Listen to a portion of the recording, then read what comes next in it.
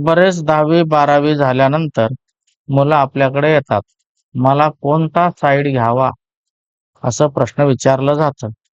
तेव्हा आपल्याला लग्न कुंडलीचा पंचमेश पंचमेश आणि त्याचा नक्षत्र स्वामी बघावे. जन्मकुंडलीचा पंचमेश आणि त्याचा नक्षत्र स्वामी बघावे आणि तो ज्या ठिकाणी बसलेला आहे त्याला जो ग्रह दृष्टी देत आहे त्या ग्रहाचा विचार करून आपल्याला त्याला साईड द्यावी. म्हणजेच टेक्निकल, नॉन टेक्निकल आणि सेमी टेक्निकल असं उत्तर द्यावे.